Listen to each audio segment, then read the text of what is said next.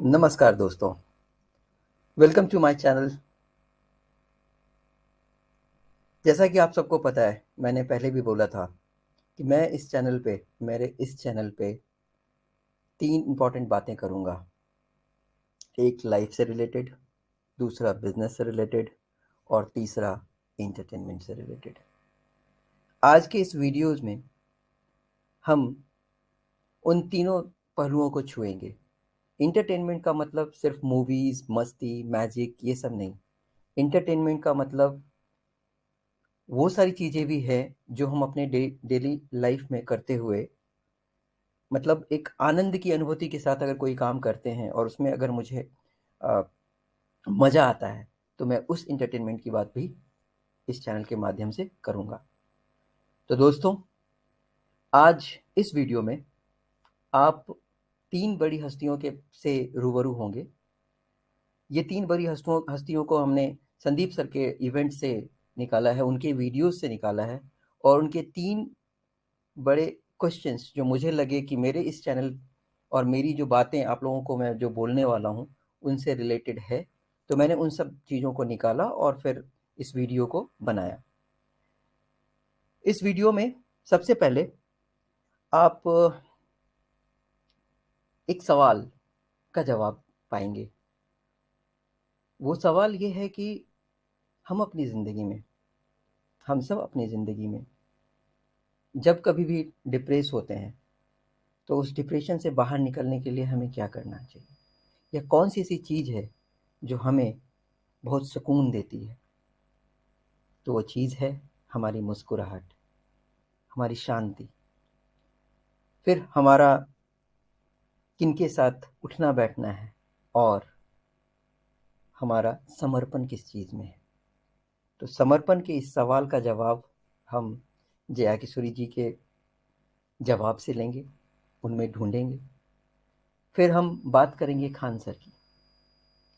Khan sir यूँ तो teacher हैं, लेकिन किसी भी लड़के या किसी भी स्टूडेंट, लड़के-लड़की आप किसी को भी ले लो, उनकी ज़िंदगी को सँवारने के लिए वो खुलेआम ये कहते हैं कि भाई, मैं जितनी शिद्दत से आप सबको पढ़ाता हूँ, जितना हक मैं आप पे समझता हूँ, तो मैं आपको एक चीज़ और बताना चाहता हूँ कि आपकी ज़िंदगी में आपको आगे बढ़ने के लिए सबसे ज़्यादा किस चीज़ की ज़रूरत है। अब वो चीज़ क्या है, वो आप उनके आंसर में देखेंगे, लेकिन उनके पढ़ाने का अंदाज़, उनका ये अंदाज़, ये कहना कि मैं पढ़ाऊँगा, आप भूल के दिखाओ, ये चीज़ आपको हँसाएगा भी और अंदर से बहुत मज़ा देगा कि क्यों ना हम इन जैसे सर को फॉलो करें और इन जैसा बनने की कोशिश करें। अब इन जैसे बनने की कोशिश में फिर एक सवाल आएगा कि ये जो जितने भी सक्सेसफुल लोग हैं, चाहे संदीप जी हों, चाहे विवेक बिंद्रा सर हों या फिर खान सर या फिर इवन जया किशोरी जी ऑल्सो, अगर कोई उनके जैसा बनना चाहता है, तो वो क्या करेगा? वो उसको क्या करना चाहिए? तो इस सवाल का जवाब विवेक बिंद्रा सर देंगे। तो अब आप इन तीनों सवालों का जवाब इन तीनों महानुभावों से लेंगे। साथ में संदीप सर तो हैं ही। मैं आपको मेरी इस वीडियो के साथ छोड़े जा रहा हूँ। इसके बाद फिर मैं कुछ और सवालों के साथ, इन्हीं लोगों के साथ मैं दूसरे वीडियो में आऊँगा। तब तक आप वीडियो देखें, एन्जॉय करें, इसको सब्सक्राइब करें, बेल आइकन दबाएँ और मुझे कमेंट करके ज़रूर बताएँ कि आप और किस विषय पे जानना चाहते हैं। फिर मैं धीरे-धीरे अपने बारे में भी बताऊँगा। चलो दोस्तों, तब तक आप वीडियो के साथ लगे रहिए। Please give an energetic and warm welcome to the one and only Jaya Kishori ji.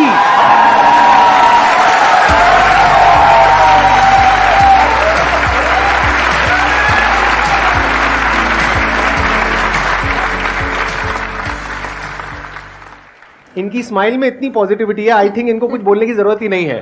अगर ये पूरे सेशन में यहाँ पर सिर्फ बैठ करके स्माइल करती रहे तो आई थिंक ये सेशन बहुत अच्छा हो जाएगा। Hello sir, hello ma'am. Ma'am मतलब कई बार हम सुनते भी हैं, बहुत जगह देखते हैं और कई बार बहुत बार हम पढ़ते भी हैं। मैम मुझे ये पूछना है कि मैम भक्ति क्या है? मतलब भक्ति क्या होती है? आज ये ज़माना अलग हो गया है कि भगवान से भी लेन देन का मामला चल रहा है कि आप मेरा ये काम कर दो तो ये हो जाएगा, और काम एक भी नहीं हुआ तो भगवान बदल ले, कि भाई कहीं और माथा टेकते हैं, यहाँ तो काम हो नहीं रहा, तो ये भक्ति नहीं होती। तो एक तो जो परसेप्शन भक्ति का बन गया है कि भजन कीर्तन पूजा पाठ कर लिया और भक्ति हो गई। भक्ति का असल मीनिंग है सरेंडर, समर्पण। और समर्पण व्यक्ति कब करता है? जब पहला चीज़ विश्वास होता है कि वो जो भी करता है वो सही करता है। मुझसे कई बार लोग पूछते हैं कि आप बहुत ज़्यादा डिप्रेशन में नहीं जाते, या कोई आपने सब कुछ देखा है, चाहे स्ट्रगल है, इंसल्ट है, रिजेक्शन है, हर फील्ड में हर चीज़ होती है। अगर आप आगे बढ़ रहे हैं, कोई पोजीशन पे जाने की कोशिश करें, तो आपको इनका सामना करना पड़ेगा, ये ज़िंदगी के साथ आता है, तो आपको सामना। लेकिन मुझे कभी दिक्कत नहीं दी ये चीज़ें। क्यों? क्योंकि जो मैंने कहा समर्पण, मुझे पता है कि एक ऐसी शक्ति ऊपर बैठी है जो मेरा बुरा नहीं चाहती। तो कई बार बुरी चीज़ें भी मेरी ज़िंदगी में हो रही है, मुझे पता है वो मेरे अच्छे के लिए है, क्योंकि वो कर रहा है। तो ये समर्पण, ये भक्ति है। तो ये आपको हारने नहीं देती। क्यों हारेंगे आप? क्योंकि आपको पता है ना कि वो हारने देगा नहीं। तो आप अपने आप गिरे, आप फिर उठेंगे कि नहीं भाई अभी गिरना शायद ज़रूरी होगा, उसका इशारा है, इसीलिए चलो फिर उठते हैं, फिर आगे बढ़ते हैं। तो अर्जुन ने भी जब समर्पण की बात गीता जी में आती है, तो कई लोग कहते हैं कि धर्म का मतलब होता है अंधविश्वास। नहीं, क्योंकि अगर अंधविश्वास होता, अंधविश्वास में क्वेश्चन करना अलाउड नहीं होता आपको। गीता अगर सिर्फ भगवान की बात होती तो 2 पन्ने में ख़त्म हो गई होती। ये दोनों के बीच की बात है, जिसमें अर्जुन ये जानते हुए कि सामने कौन खड़ा है, क्वेश्चन करने के तो कोई सवाल ही नहीं था वहाँ पर कि भगवान लड़ने बोल रहा है, क्या क्वेश्चन करना। पर उसने कंटिन्यूअसली क्वेश्चंस किए हैं, पर उसका भी नाम आया था समर्पण, कि वो समर्पित होकर क्वेश्चन कर रहा था कि ये जो खड़ा है ये मेरे हर सवाल का जवाब जानता है, ये मुझसे कभी कुछ गलत काम नहीं कराएगा। लेकिन इसका मतलब ये नहीं कि मैं अपनी जिज्ञासा बाहर नहीं निकालूंगा, मैं अपने क्वेश्चंस पूछूंगा। तो भक्ति का अर्थ यही होता है कि पहला निष्काम होता है। क्या फ़ायदा मत ढूंढिए कि मेरा काम नहीं हुआ तो भगवान है ही नहीं। भाई भगवान कहाँ है? भगवान होते तो ऐसा होता क्या? वो तो इंसान है, इसीलिए ऐसे हो रहे काम। भगवान ने तो सबको देखे, बच्चा तो मासूम ही होता है, बड़े होके खराब हो जाता है। कोई बच्चा गलत आपने देखा है क्या? छोटा सा बच्चा ही डॉन बनने के बारे में सोच रहा है, वो तो बच्चा ही होता है, मासूम होता है, सच्चा होता है। तो भगवान इसलिए कहते हैं बच्चे भगवान का रूप है, क्योंकि वो एकदम प्योर होते हैं। बड़े होने के बाद हम काम खराब करते हैं और नाम फिर हम भगवान का देते हैं, क्योंकि हमको इल्ज़ाम लगाने के लिए लोग चाहिए। ये फेलियर्स के लिए भी, आप फेलियर्स के लिए भी हम कहते हैं मेरा काम अच्छा नहीं था, मेरा समय अच्छा नहीं था, मुझे पेरेंट्स ने सपोर्ट नहीं किया, मेरे पास ये नहीं था। वरना अगर देखा जाए इन्हीं सिचुएशन में कई लोग हैं जो काम करके आगे बढ़ जाते हैं। तो करने वाला तो कर लेगा, नहीं करने वाला इल्ज़ाम लगाएगा। तो वो इल्ज़ाम अभी हमें ऐसे दिखता है एक ऐसा कोई है जो सामने तो खड़ा नहीं है, भगवान लगाओ इल्ज़ाम। एक फ़ोटो है ना इंटरनेट पे कि भगवान खड़े, छोटी बच्ची खड़ी है, छोटी बच्ची के हाथ में एक टेडी बेयर है, तो भगवान वो मांग रहे हैं और वो बच्ची बोली मुझे बहुत अच्छा लगता है, मुझे नहीं देना। उसको नहीं पता कि भगवान के पास पीछे एक बड़ा सा टेडी बेयर रखा है और भगवान उसको कह रहे हैं कि बस दे दो और मुझ पे विश्वास रखो कि वो दे दो छोटी चीज़ जो तुमसे, आपको वो बुरी लग रही है उस वक्त कि मेरे साथ गलत हो गया या मेरा छोटा काम नहीं हुआ, मैंने तो इतनी पूजा की थी, इतना काम किया था। शायद तुम उस काम के लिए नहीं बने हो, तुम और बड़े चीज़ के लिए बने हो। तो निष्काम क्या है कि आपकी भक्ति निष्काम है, स्वार्थ से नहीं बनी है, तो भक्ति आगे बढ़ेगी। दूसरा सरेंडर, कि मेरे हर सवाल का उत्तर सिर्फ उसके पास है। तो ये 2 चीज़ें भक्ति बनाती है।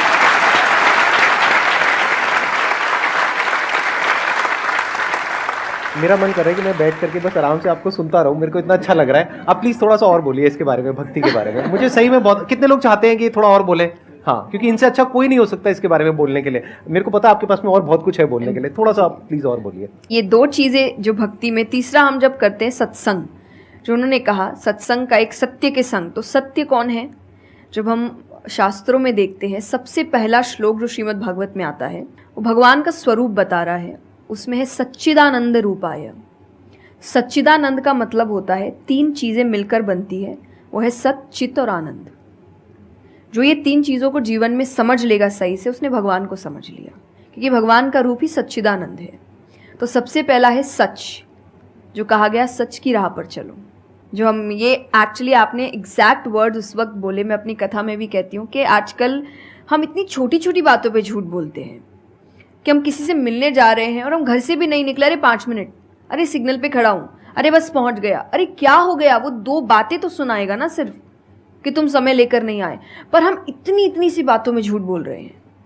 ये हमें लगता है कि कोई बड़ी बात नहीं, पर ये बहुत बड़ी बात है कि आप इतना भी सच का सामना नहीं कर सकते, और फिर हमें लगता है कि हम लाइफ के जो प्रॉब्लम्स है उसका सामना कर लेंगे, खुद के सच का तो सामना कर नहीं पा रहे हैं। जिंदगी का सच सामने आएगा तब तो बैंड ही बज जाएगी पूरी, क्योंकि वो कठिन है।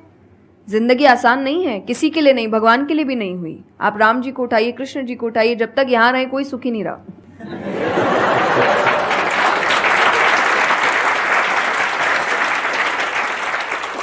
तो सुखी तो कोई नहीं रहा यहाँ पर। आपको सुख खुद ढूंढना पड़ता है, आपको अपना जीवन खुद निकालना पड़ता है अपने चॉइसेस को लेकर। तो इसीलिए पहला सत है, दूसरा चित है, अवेयरनेस। हम अवेयर नहीं है चीज़ों को लेकर, हम इग्नोर करते हैं। अवेयरनेस और इग्नोरेंस ये ऑपोजिट्स हो गए कि आप कोई भी चीज़ आपको समझ नहीं आ रही है, नहीं है। मैं अधिकतर नास्तिक लोगों को आप देखिए, उनको अगर पूछे ना भगवान को मानते हैं, तो उनके पास एग्जैक्ट रीजंस नहीं होते कि क्यों नहीं मानते, बस नहीं है, दिखा नहीं, मुझे नहीं दिखा तो नहीं है। तो तुम्हें तो बहुत चीज़ें नहीं दिख रही। मेरे पापा, इस पर मैंने एक बार उनसे क्वेश्चन किया था कि बोले तो पापा कैसे जवाब दे, तो पापा बोले उनको पूछना उन्होंने अपने परदादा को देखा था। देखा तो नहीं होगा,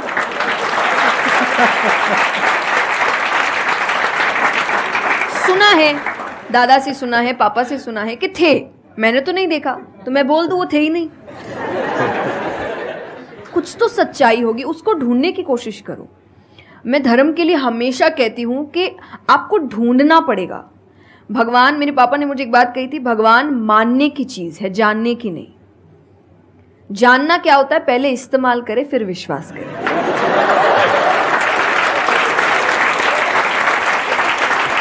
कि पहले देखेंगे है कि नहीं है, फिर बताएंगे, तो वो तो भगवान है, वो कहेंगे देख मैं भी घुमाता हूं। वो भगवान है भाई, उनको अगर आप बोलोगे कि मेरे सामने आ, मुझे दिखा तू है कि नहीं, तो बोलेंगे घूम, नहीं दिखाता, कभी नहीं हुई, नहीं जा।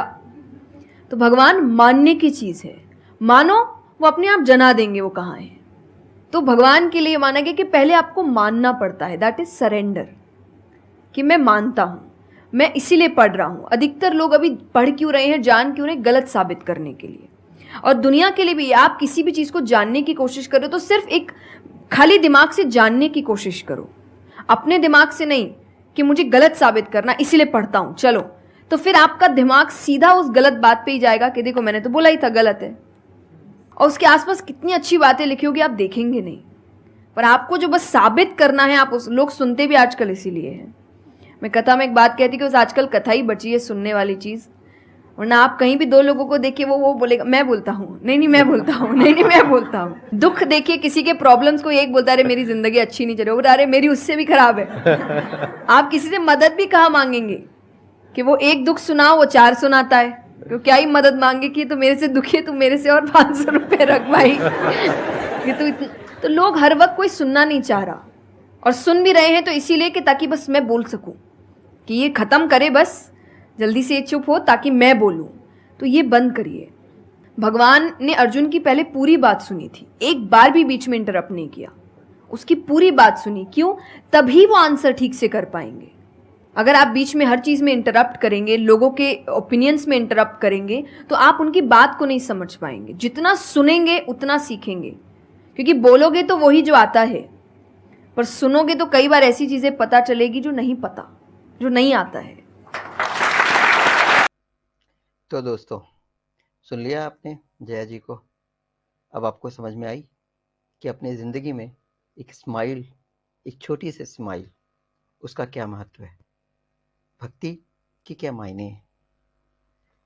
लाइफ की इतने बड़े फंडे को सुनने के बाद अब आप सुनिए खान सर को, जो आपको एक ऐसे हथियार के बारे में बताएंगे जिसको एक मेटल डिटेक्टर भी पकड़ नहीं पाता। और सबसे बड़ी बात, वो हम विद्यार्थियों के लिए एक ऐसी ज़रूरी बात बताने जा रहे हैं जो हर किसी के पास होना चाहिए। एक ऐसी चीज़, एक ऐसी आदत जो हर विद्यार्थी को सफल होने के लिए बहुत ज़रूरी है अपनी ज़िंदगी में। अब वो क्या है मैं नहीं बताऊंगा, खान सर बताएंगे। शिक्षा एक ऐसा हथियार है ना, हर कुरीतियों से लड़ सकता है, हर तरह की समस्याओं से। और ये एक ऐसा हथियार है, ये मेटल डिटेक्टर में भी नहीं पकड़ाता है।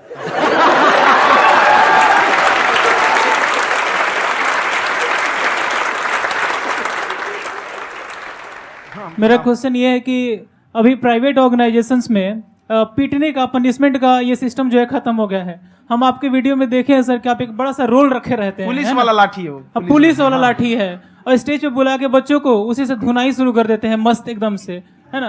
तो सर मतलब कि बच्चे मतलब कि डरते नहीं हैं आपसे, और इस तरीके से कैसे कनेक्टेड हैं आपसे, है ना। और एक और क्वेश्चन सर, यूपीएससी का जो आप अपना बैच स्टार्ट करने वाले हैं, ठीक है, उसके बारे में बताइए सर, क्योंकि मुझे मतलब कुछ इशू करना है सर, ठीक है। और संदीप सर को देख लिए, मेरा तो वैसे ही हो जाना है।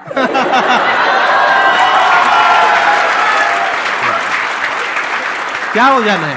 मेरा पूरा कंप्लीट करो। I'll be an IAS officer next year because I have seen you, sir. My day is like complete, sir. All the best. Thank you so much, sir. Thank you. पूरा बोला करो। Thank you. देखिए, लड़कों को जहां तक पीटने की बात है, जब पढ़ाने की बात आएगी तो उसको हम पूरे बेहतरीन ढंग से पढ़ाएंगे। लेकिन जब सजा देने की बात आएगी ना, तो वो भी बेहतरीन ढंग से होगा। ऐसा थोड़ी होगा कि बस एक ही चीज बेहतरीन ढंग से होगा। और डर का होना बहुत जरूरी है। ये डर भी अपने आप में एक मोटिवेशन है, क्योंकि जब आपके अंदर एक थोड़ा सा डर रहे ना, तो डर के भागिए मत। एक ऐसा डर जिसको आप लगे कि नहीं नहीं थोड़ा सा और करने की जरूरत है, फिर तो ये हम इसको क्रॉस कर जाएंगे आप। तो लड़कों के अंदर ये डर बनाना भी जरूरी रहता है। और रही बात यूपीएससी वाले की, जो आपने बोला, बहुत सारे लड़के वेट कर रहे हैं यूपीएससी की, क्योंकि 2-2.5 लाख फीस सारे लोग एफोर्ड नहीं कर सकते। और हमारा वही रहता है, हम तो ज्यादातर हमारे स्टूडेंट देखेंगे तो किसी के रिक्शा वाला, सब्जी वाला, यही लोग, इनको तो 2.5 लाख रुपया, इनके पास पूरी संपत्ति नहीं होती है, फीस कहाँ से भरेंगे वहां पे, उसके बाद रहेंगे कहाँ से। तो ऑल ओवर इंडिया से, कश्मीर से कन्याकुमारी तक, गरीब से गरीब भी लड़का उसको पढ़ सकता है। यही कुछ 1000 रुपये मंथली, 12-14 हजार साल का पड़ेगा, खत्म हो जाएगा इतना में।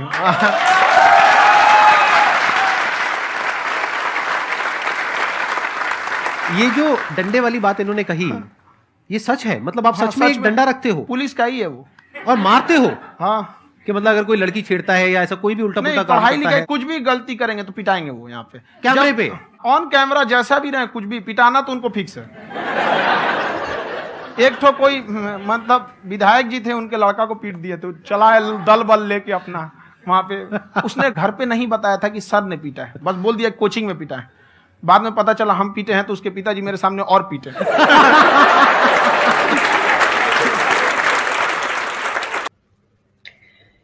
खान सर और जया जी के बाद अब एक सवाल आया संदीप सर के सामने कि सर आप हैं और बिंद्रा सर हैं, तो आप हमें ये बताइए कि हम आप जैसे लोगों को देखकर सफल कैसे बने।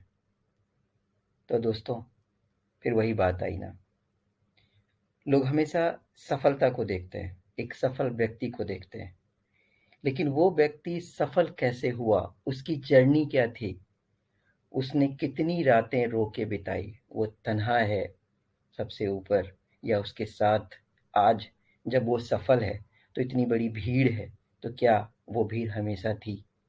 जब वो सफलता के लिए प्रयासरत था तब कितने लोगों ने उसको देखा? किसी ने नहीं। सब सफलता को देखते हैं, उगते हुए सूरज को सब सलाम करते हैं। तो इसी सवाल को उन्होंने पूछा कि अगर मैं सफल बनूं तो कैसे बनूं, क्या करूं, और इसी सवाल का जवाब संदीप सर ने और बिंद्रा जी ने बहुत ही बेहतरीन ढंग से दिया। आप भी सुनिए और मजा लीजिए।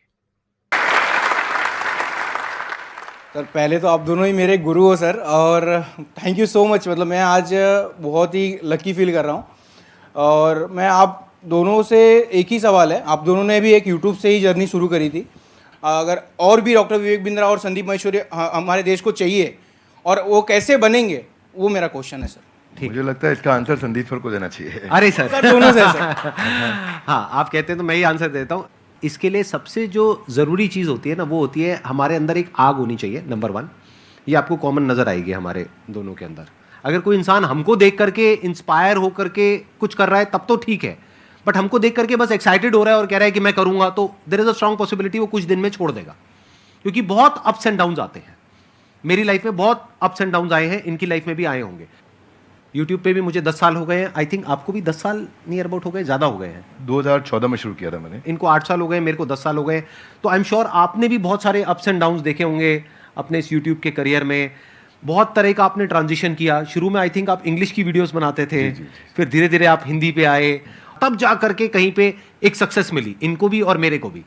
और आज भी हम इनोवेट कर रहे हैं कॉन्स्टेंटली, मैं भी कर रहा हूं, ये भी कर रहे हैं, क्योंकि अगर नहीं करेंगे तो वो बोरिंग हो जाएगा, मोनोटोनस हो जाएगा। तो होता क्या है कि हर इंसान को अब तो चाहिए, मतलब उनको मेरे जैसा, इनके जैसा बनना तो है, उनको 2 करोड़ सब्सक्राइबर्स तो चाहिए, लेकिन उसके लिए जो डाउन्स होते हैं वो नहीं चाहिए किसी को भी। मतलब कि जब ये जो सेमिनार हॉल अभी पूरा भरा हुआ दिख रहा है ना, पीछे तक बैठने की जगह नहीं है। There was a point in time in my this YouTube career when I started, जब मैं फ्री सेशंस करता था, अपने छोटे से ऑफिस से शुरू किया था, 100 लोग रजिस्टर करते थे सेशन के लिए, उसमें से मुश्किल से 10-15 लोग आते थे, बाकी चेयर्स पीछे खाली पड़ी है। सोचो मोटिवेशन क्या होगा। मतलब आप तो बड़े अच्छे से समझते हैं सर, पब्लिक स्पीकिंग आपने करी है, कि हम स्टेज पे चले गए, मैं जाकर के यहाँ पे खड़ा हुआ हूँ और यहाँ पे जाकर के देख रहा हूँ पीछे सारी खाली चेयर्स, और उसमें से भी कई बार क्या होता था कि कुछ लोग पीछे जाकर के बैठ जाते थे, उनको आगे बुलाना पड़ता था। मतलब सोचो ना प्रॉब्लम कितनी बड़ी है, क्योंकि अब मैं कुछ भी बोलूंगा तो उनको आगे खाली चेयर्स दिखेंगी। अब अगर वो आगे बैठे हैं तो उनको पीछे नहीं दिख रही खाली चेयर्स, मुझे दिख रही है। तो मुझे उस वक्त भी अपना 100% देना है। यानी कि जब प्रॉब्लम है लाइफ में, जब कुछ भी वैसा नहीं हो रहा है जैसा आप चाहते हो, तब भी अगर आप अपना 100% दे सकते हो तो आप हमारे जैसा या और जो हमारे जैसे लोग हैं उनके जैसे बन सकते हो। लेकिन अगर आपको सिर्फ हमारी सक्सेस तो चाहिए, हमारे फेलियर्स नहीं चाहिए, हमारी जो अपसाइड है वो तो चाहिए, हमारी डाउनसाइड नहीं चाहिए, हमारी स्ट्रगल्स नहीं चाहिए, हमारी प्रॉब्लम्स नहीं चाहिए, हमारा स्ट्रेस नहीं चाहिए, हमारी एंजाइटी नहीं चाहिए। यूट्यूब पे अगर आप जा करके देखोगे, इनके चैनल पे, मेरे चैनल पे बहुत सारे कमेंट्स पॉजिटिव होते हैं, लेकिन कुछ नेगेटिव भी होते हैं। और हमारा माइंड ऐसा है, जो इंसान का दिमाग है ना, वो इतना खतरनाक है कि ध्यान वहीं जाता है जो नेगेटिव होता है। जैसे जो दांत नहीं है, सीधा जीभ वहीं जाती है, बार बार वो चीज दिखती है। और वो कई बार इतने नेगेटिव होते हैं कमेंट जिसकी कोई हद नहीं है, क्योंकि यूट्यूब पे क्या है, किसी का फेस तो दिख नहीं रहा है, कोई भी आकर के कुछ भी बोल के चला जाता है। अब वो तो बोल करके चला गया, अब पता नहीं वो 12 साल का बच्चा है या कोई 60 साल का आदमी है, पता ही नहीं कौन है, फेसलेस है, नेमलेस है, नाम भी नकली है, कुछ भी बोल करके चला गया, आपके दिमाग में वो चीज बैठ जाती है। तो ये चीज थोड़ा सा ध्यान रखना पड़ेगा कि आपको शुरू में एकदम से सक्सेस नहीं मिलेगी, एकदम से एप्रिसिएशन नहीं मिलेगा, बहुत टाइम बाद जाकर के आपको एप्रिसिएशन मिलेगा। शुरू में बहुत नेगेटिविटी मिलेगी। जब मैंने शुरू किया था तो लोग बहुत उल्टा सीधा बोलते थे, आई एम श्योर आपको भी बहुत बोला होगा शुरू में। फिर एक स्टेज के बाद में जाकर के लोग एक्चुअल में सुनना शुरू करते हैं, तब तक तो लोग कुछ ना कुछ बोलते ही रहते हैं। इसमें आपके साथ एक बात शेयर करता हूँ। भगवद गीता में एक अर्जुन का एक श्लोक आता है, राज सुख लोभेना, कि मैं इसके लिए युद्ध नहीं करूंगा। कोई भी काम शुरू करने से पहले अपना वाई डिफाइन करो, मैं कर क्यों रहा हूं, व्हाट नहीं, क्या कर रहा हूं नहीं। अभी क्या मैं इनके कारण कर रहा हूं, ये ऐसे हैं संदीप सर, मेरे को संदीप सर बनना है, क्यों बनना है, पर्पज आ गया ना, इधर आग लगेगी। सर ने कहां से शुरू किया आंसर, आग होनी चाहिए। आग कैसे आएगी, कारण चाहिए पहले, क्यों कर रहा है भाई। जिन ऑर्गेनाइजेशंस ने, जिन एम्प्लॉयज ने, जिन लीडर्स ने वाई सॉल्व किया है, उनकी कंपनी के सारे एम्प्लॉयज ने, उनकी पूरी कम्युनिटी ने उसका हाउ और व्हाट अपने आप अचीव कर लिया है। ये कैसे करना है, क्या करना है, मुश्किल नहीं है, ये क्यों करना है। आग सीने में चाहिए, पीछे नहीं चाहिए। पीछे लगाएगा तो जल जाएगा, सीने में लगाएगा तो इतिहास रच देगा।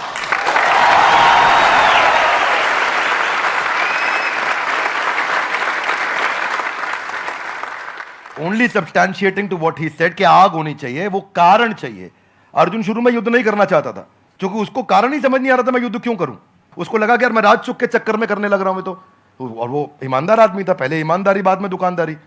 तो वो उसने कहा कि भाई ये तो मैं करूंगा ही नहीं, ये तो गड़बड़ हो गया। फिर कृष्ण ने बाद में चर्चा करी, राजसुख लोभेना नहीं है, there are principles why we are doing it and what we are doing. तो कृष्ण ने भगवद गीता में पूरा व्हाई क्लियर किया, पर्पस क्लियर किया। जिस दिन कारण समझ में आ गया ना, उसके बाद वो आग लगाएगा, फिर भागेगा। फिर उसके बाद सर्कमस्टेंशियल नहीं होगा, सब्सटेंशियल होगा। सर्कमस्टेंशियल कौन है, जब अच्छा कमेंट आया अरे अरे मजा आया, जब बुरा कमेंट आया अरे ये क्या हो गया, ये सर्कमस्टेंशियल है। सब्सटेंशियल है, आजू बाजू कुछ भी हो, परिस्थिति कुछ भी हो, मनस्थिति नहीं बदलेगी अपनी, अपन वैसे के वैसे रहेंगे, वही स्पीड रहेगी, वही बना रहेगा, वो चलता रहेगा। क्यों चल रहा है वो आप समझना है, आपको सेल्फ स्टार्ट बनना है कि पुश स्टार्ट बनना है। सेल्फ स्टार्ट बनना है। सेल्फ स्टार्ट कैसे बनेंगे, ऐसे ही बनेंगे जब आदमी अंदर उसके सेल्फ में जो जहां से आंसर शुरू किया है वो फायर है, वो फायर बड़ा इंपॉर्टेंट है। इसीलिए यूट्यूबर क्यों बनना है ये बता पहले, क्यों बनना है? बहुत बार पूछना पड़ेगा अपने, मैं क्यों कर रहा हूं, मैं क्यों कर रहा हूं, मेरा पर्पस क्या है, क्यों बनना है, वो कर दो तो फिर अब आगे इसके बाद एक्सीलेंट पॉइंट, बहुत बढ़िया जी।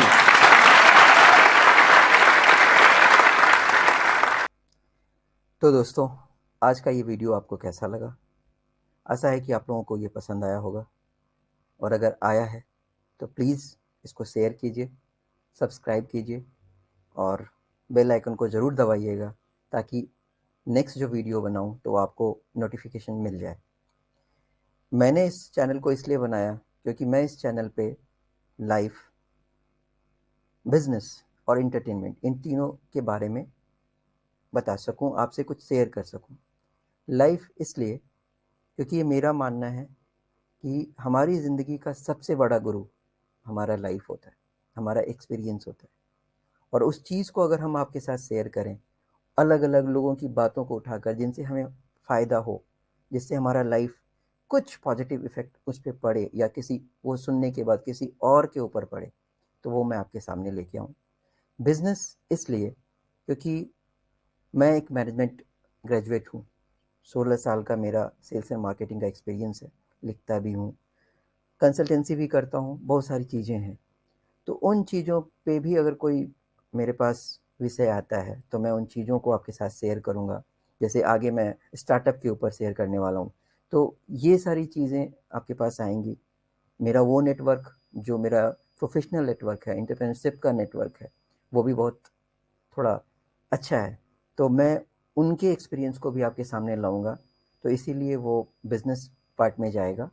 और रही बात एंटरटेनमेंट, तो हर किसी को हर क्षण एंटरटेनमेंट चाहिए, चाहे वो पढ़ाई हो, चाहे वो बिज़नेस हो, चाहे वो कोई भी क्षेत्र हो जिसमें मुझे वो काम करने से मज़ा आता है, तो मैं उसमें एंटरटेनमेंट ढूंढ निकालूंगा, और वो एंटरटेनमेंट मैं निकाल के आप सबको दूंगा।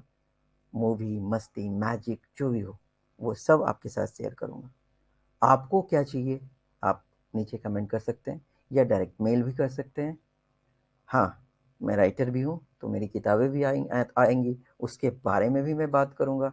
तो आप अगर पढ़ने का शौक़ है तो भी आप जुड़े रहिए। आप किसी भी क्षेत्र में कुछ भी करें, जुड़िए, अपना ज्ञान बांटिए।